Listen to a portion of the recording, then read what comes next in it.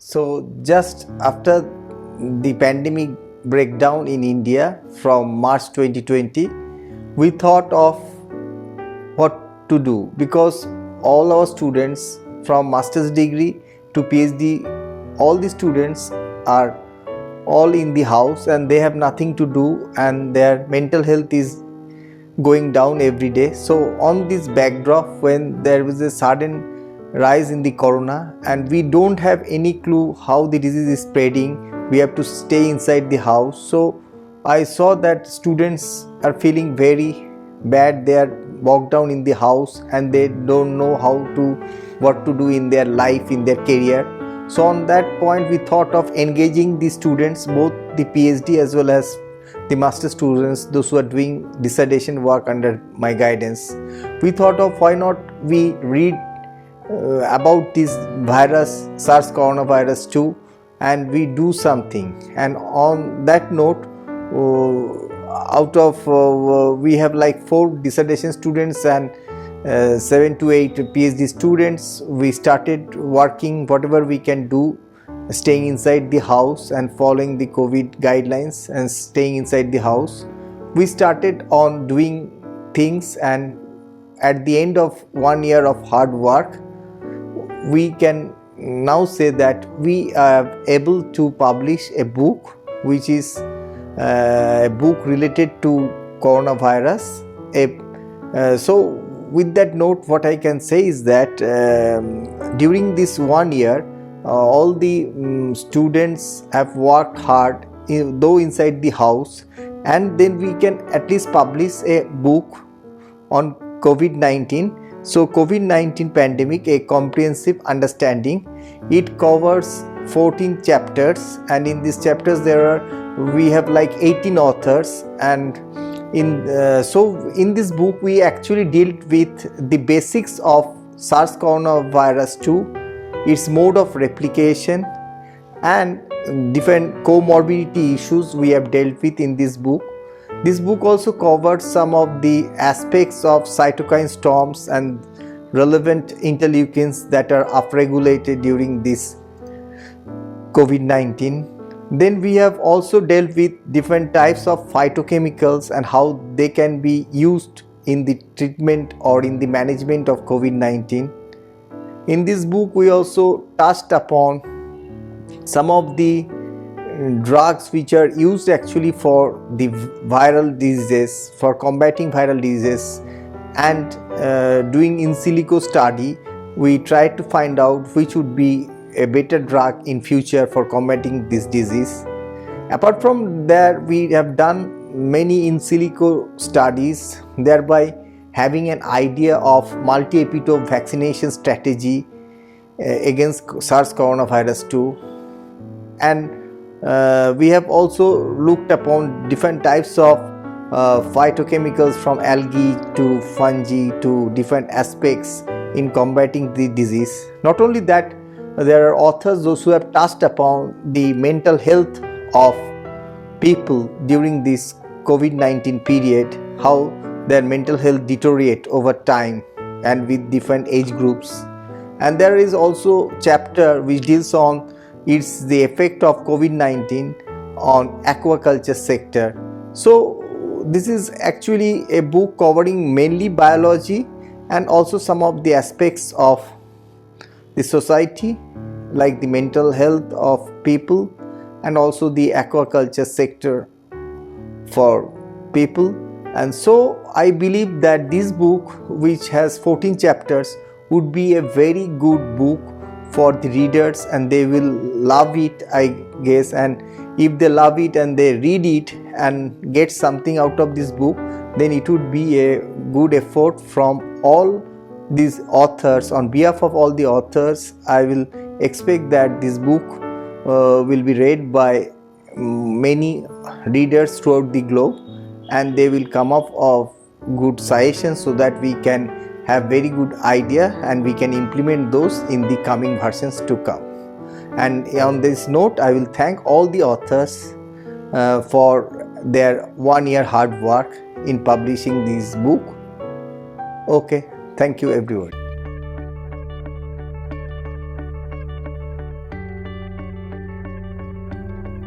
Vidisha Paul, a student at the Heritage Institute of Technology.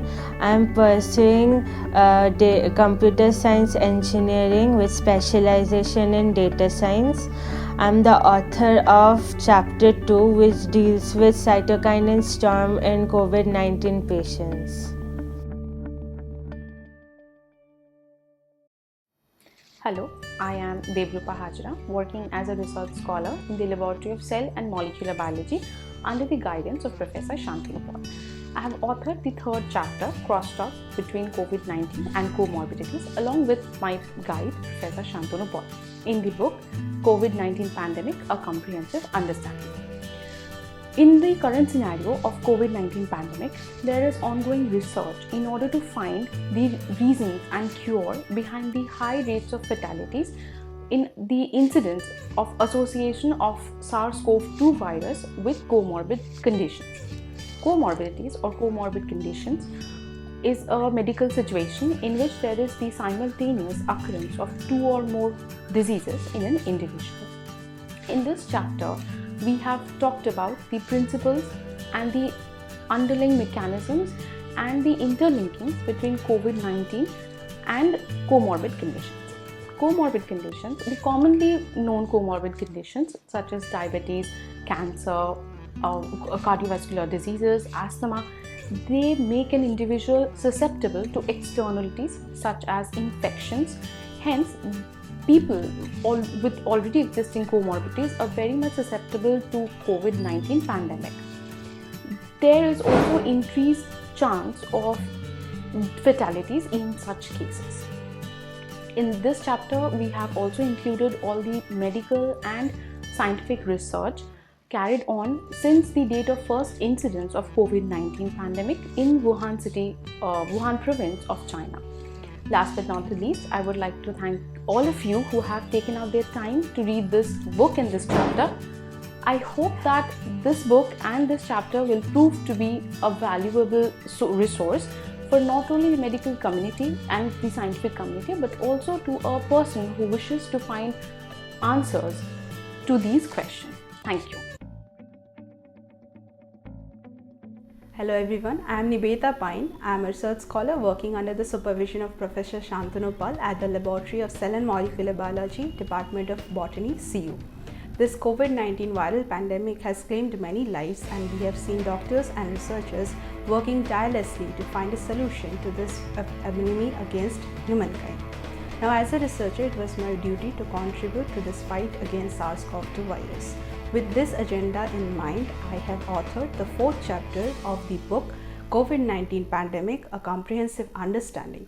The chapter is entitled Prospects of In Silico Studies in relation to COVID-19, which emphasizes on the modern day computational tools and softwares which can be utilized efficiently by the researchers to procure a solution to the viral entity.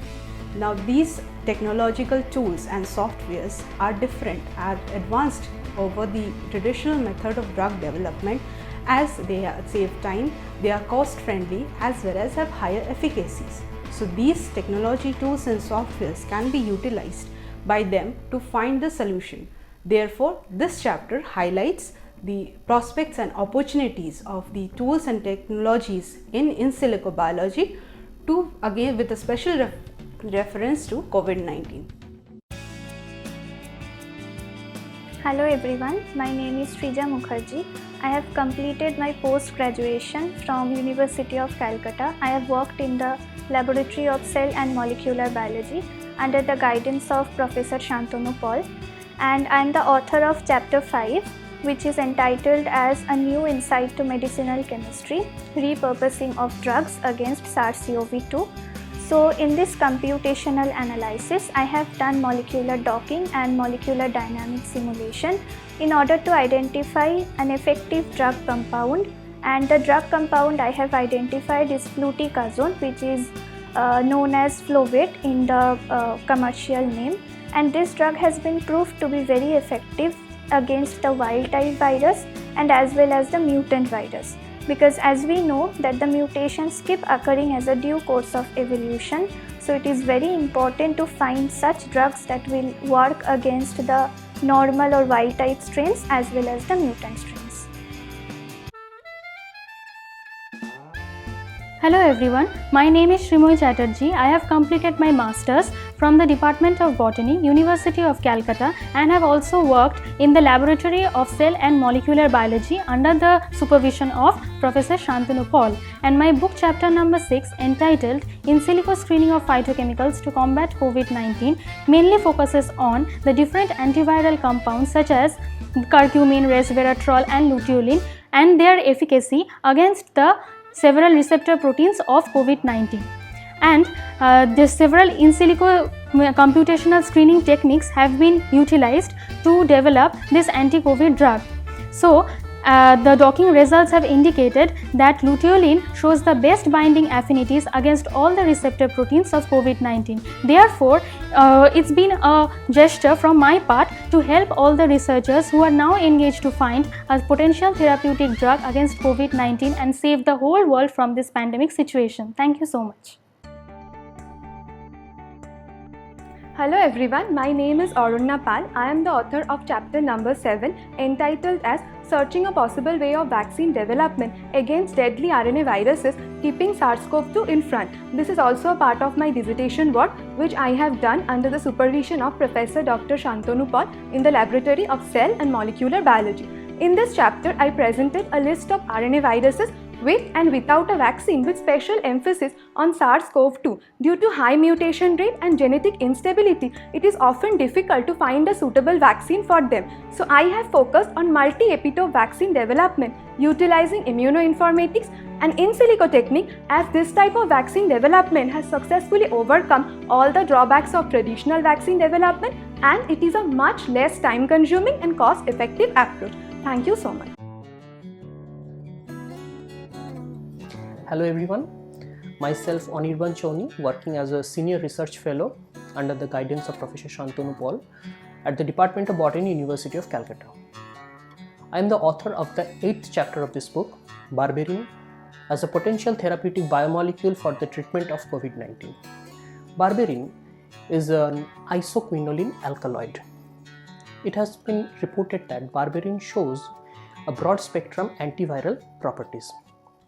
Barberine reduces the activity of p38 MAP kinase, which is instigated by the viral infection and which is responsible for the release of pro-inflammatory cytokines like IL-6.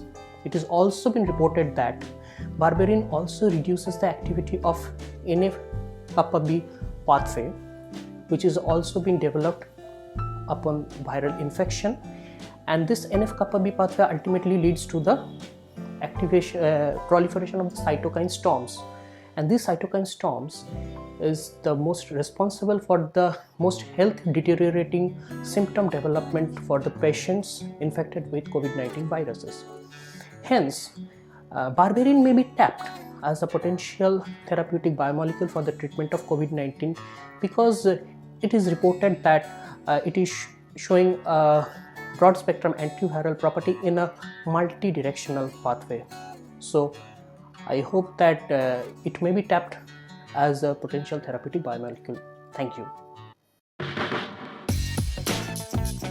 Hello everybody, I am Ribhu Rai, working under the guidance of Professor Shantanu Paul here. In this book, COVID-19 Pandemic, a Comprehensive Understanding, I have authored a chapter titled The Antiviral Anti-Inflammatory Natural Mushrooms Against SARS-CoV-2 Infection. In 2020, the whole world have witnessed a unique health emergency in form of COVID-19 pandemic. Initially, the world adopted several non-pharmaceutical interventions like continuous lockdown, restrictions, but this led to another problem like economic recessions and economic burdenness. In the second half, when we try to develop a temporary remedy against this virus in form of therapeutic vaccine window, but the continuous changing nature of the virus have imposed several other problems against us. So in this chapter, I try to focus as a mushroom the permanent remedy against this virus on the basis of its pre-reported antiviral activity. So I hope this chapter may contribute or may focus several other kind of the avenue towards the research community.